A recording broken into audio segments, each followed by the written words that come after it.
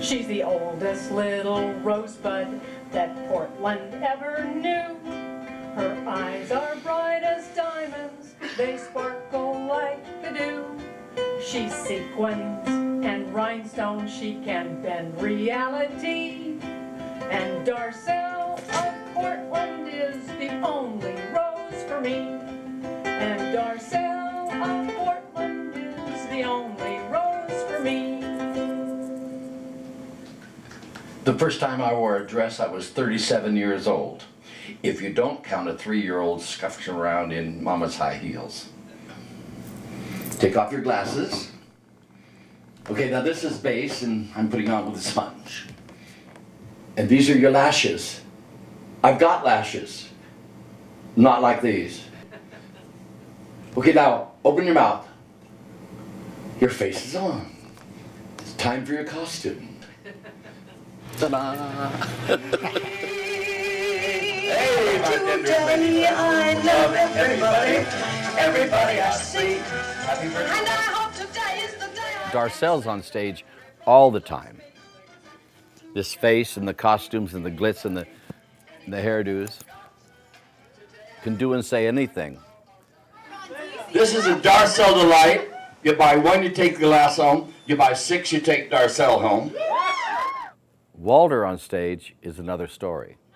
So what do you do for a living, Brad? I'm a therapist. A therapist? You came to the right place. 2 years ago, a friend of mine sent me a outline of things about my life that she'd like to know about in a book. I called Sharon Knorr, who is my director. I said, Sharon, I think I've got our outline for my one-man show. Look, Walter did it.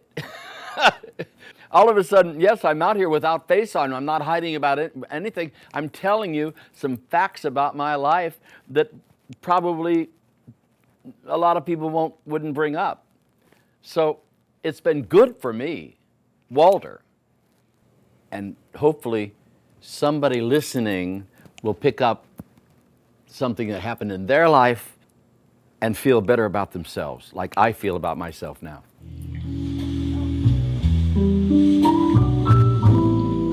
I was born in 1930, Walter Willard Cole. We lived in Linton. I went to the Linton grade school, and all the kids called me Sissy Boy. I never got picked for softball, basketball, football. Cry me a river. I cried a river over you and you and probably you and the pond. Ladies and gentlemen, there comes a time in our lives when we have to stand up and tell the truth about ourselves and who we are, who we really are. I cried a river over you.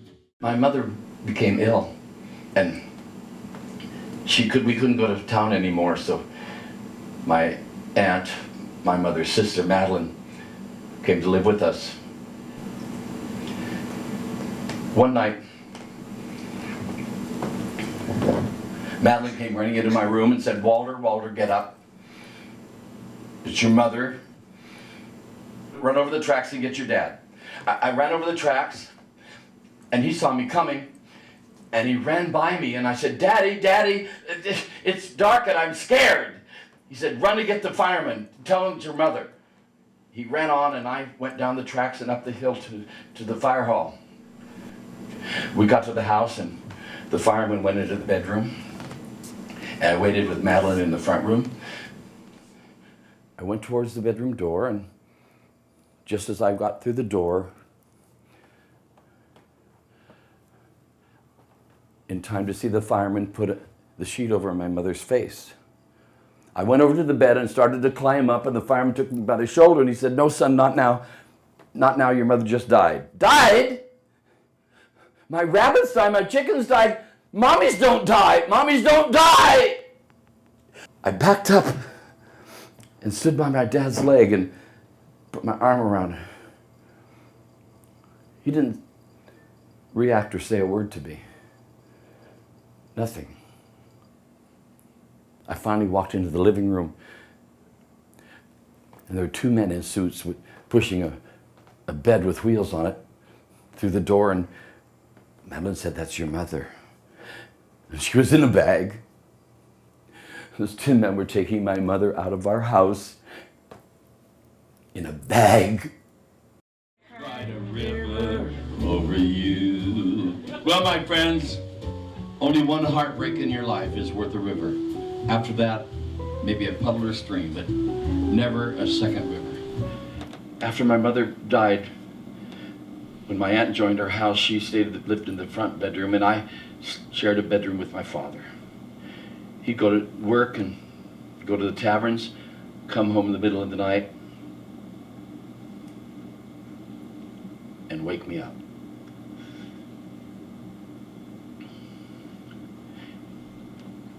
He said, "Don't tell. Don't tell anyone." At the time, to me, it wasn't abuse. For the first time since my mother died, he was paying attention to me. He was touching me, loving me, hugging me. I was part of his life then. It wasn't abuse to me then. I was being loved by the man I loved.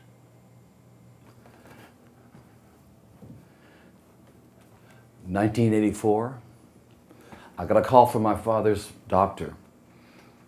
He said, "Your father's in the hospital with emphysema, and I have a very difficult question to ask you, Walter. If your father starts to die, do we save him or do we let him go?" I said, "Let him go." I got a call December 25th at 7 o'clock in the morning, 1984. My father had died.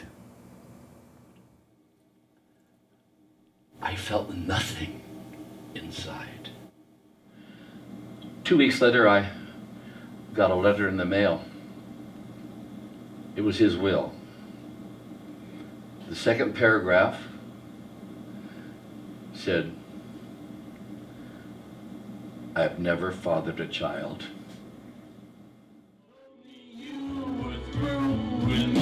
And now you say you love me. Sissy boy didn't cut it anymore.